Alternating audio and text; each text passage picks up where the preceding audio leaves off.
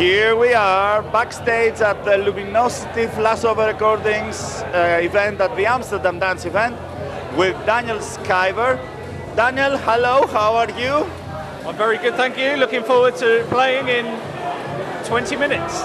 So tell us what you have prepared for us. I've got lots of uplifting tracks, like very uplifting, not too techy, maybe a couple of harder ones towards the end of the set, but big uplifters. I've got a couple of my own new tunes that I'm testing out for the first time. So yeah, looking forward to it. Daniel, your career has exploded the last year. I believe you are everywhere. It's like you are the man that fixes everything on the uplifting trance thing. Tell us a little bit how things are going for you. Yeah, I mean, the last few months, things have really picked up for whatever reason. I'm not quite sure why. I've had some successful releases, and yeah, I've just been getting gigs that have gone very well, been quite successful. And I think the word is just slowly getting around everywhere.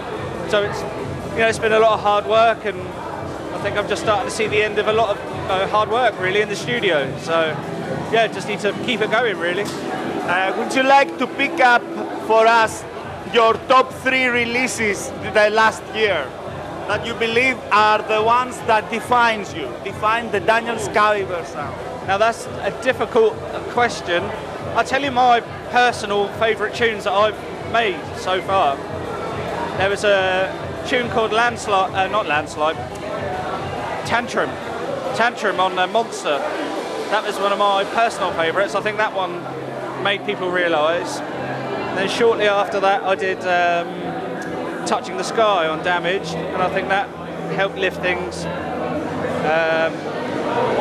And then this year, I think my Solar Factor bootleg, Urban Shakedown, I think that's helped quite a lot this year.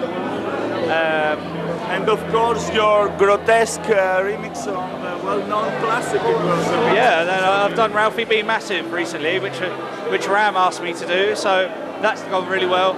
So yeah, it's just these releases that have come out at the right time, I guess, and yeah, I'm really happy with how these releases have gone. So do you believe that uplifting trance is on the rise again? Yeah, I don't really think it went too far away from us. I think things change a little bit, but there's always been lots of good uplifting trance, but yeah, I think it's getting more popular.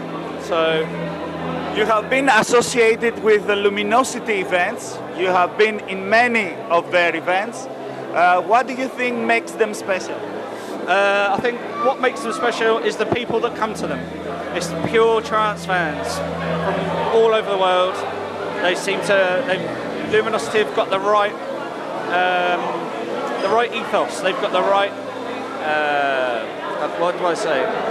They know what makes a successful trance party. So, and yeah, they managed to bring clubbers from all over the world really, and it's the people that really make the events special. Exactly. What do you think about the scene in UK? Do you believe that UK has grasped again uplifting trance? I think the clubbing scene generally in England is not very good at the moment. I think lots of clubs are being closed. Like we had Fabric closed. It's not a trance club, but it's just an example of how the clubbing scene is just not great at the moment. There's still successful trance brands in England, but I think it's hard for anybody that wants to put on a trance night now, very difficult. But I think producers and DJs in the UK, there's so many, it's unbelievable. So in that respect, the scene's very healthy. But I think there's not a lot of venues now, so it's quite tough for the brands to really put across what they want to. But of course, to have trance nights, you need trance productions. From the last time that we have met you, have you done any upgrades in your studio? No, not really. No, it's pretty much the same as it was before, so just keep going on with that for now. But I'm going to move house soon, actually, so hopefully I can get a nice studio put together in there. So I've got a long-term project in my mind, but that's for maybe next year. How many hours do you give to produce a track? It's a very good question. I haven't really thought about the hours. I don't really count how long it takes to make a track, to be honest. It's just finished when it's finished. So sometimes it can take a day, 2 days. Sometimes it can take 2 months. Just, it really depends. Have you ever been turned down a remix that you have produced and the record label said that they don't like it? I think it happens all the time that I think I've finished something that sounds amazing and they go, nah, it's not finished yet. And then I have to go back and make changes. I don't think I've ever really had one that they've said, no, that's rubbish, we're not going to sign it. But quite often labels want to make changes. What about setting up your own record label? Are you thinking about it? Yes, I am thinking about it. I think about it a lot because I used to run a record label quite some time ago when in the sort of house and techno scene. And yes, it's something I really want to do again, but I just know that it's difficult. It's very difficult. I think you need a bit of money to start the label up in the first place. And it's something I want to do at some point, but I don't know when. But maybe in the next couple of years or so, we'll see. Daniel, you are on the rise, that's for sure, and your productions are shining with quality, so well produced, and of course, I believe this scene is on the rise, and we will see it coming even stronger.